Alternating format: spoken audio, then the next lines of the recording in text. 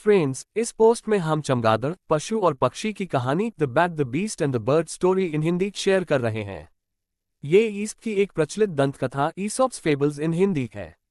जब पशुओं और पक्षियों में युद्ध छिड़ जाता है तो वे दोनों चमगादड़ को अपने दल में शामिल होने का प्रस्ताव देते हैं। चमगादड़ किसका प्रस्ताव स्वीकार करता है, करता भी है या नहीं, इसका परिणाम क्या होता है, यदि इस शिक्षाप्रद कहानी में बताया गया है। पढ़िए पूरी कहानी। बहुत समय पहले की बात है। जंगल में शांति से रहने वाले पशुओं और पक्षियों के मध्य किसी बात को लेकर अनबन हो गई। ये अनबन इतनी बड़ी कि दोनों पक्षों में युद्ध छिड़ गया। पशुओं की लंबी चौड़ी सेना थी, जिसमें राजा शेर के अतिरिक्त लोमड़ी, भेड़िया, भालू, जिराफ, सियार, खरगोश जैसे कई छोटे बड़े जानवर सम्मिलित थे। वहीं आकाश में विचरण करने वाले पक्षियों की सेना भी कुछ कम न थी। उसमें चील, गिद्ध, कौवा, कबूतर, मैना, तोता सहित कई पक्षी सम्मिलित थे। चमगादड़ बहुत परेशान था। उसे समझ नहीं आ रहा था कि किसकी सेना में सम्मिलित हो।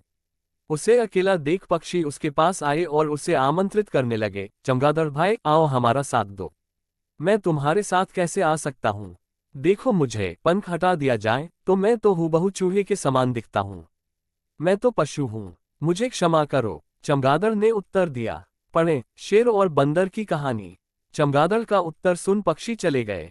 पक्षियों के जाने के बाद पशुओं की मंडली उसके पास आए और बोली, अरे भाई चमगादड़, यहाँ अकेले क्यों बैठे हो?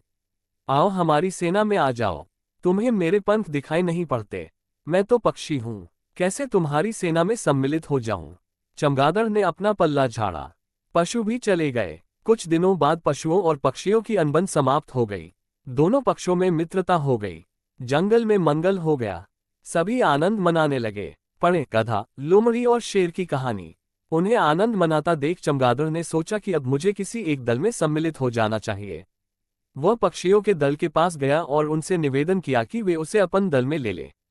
किंतु पक्षियों ने ये कहकर मना कर दिया, अरे तुम तो पशु हो, ऐसे में तुम हमारे दल में कैसे आ सकते हो? मुंह लटकाकर चमगादड़ पशुओं के पास पहुंचा और उनसे भी यही निवेदन किया। पशुओं ने भी उसे अपने दल में स्वीकार नहीं किया। वे बोले, क्या तुम भूल गए हो कि तुम्हारे पंख है और तुम एक पक्षी हो? चमगादड़ क्या करता? वह समझ गया कि आवश्यकता पड़ने पर साथ न देने पर कोई भी मित्र नहीं रहता। तब से चमगादड़ अकेला ही रहता है। आवश्यकता पड़ने पर सदा दूसरों का साथ दें। मौकापरस्त का कोई मित्र नहीं हो।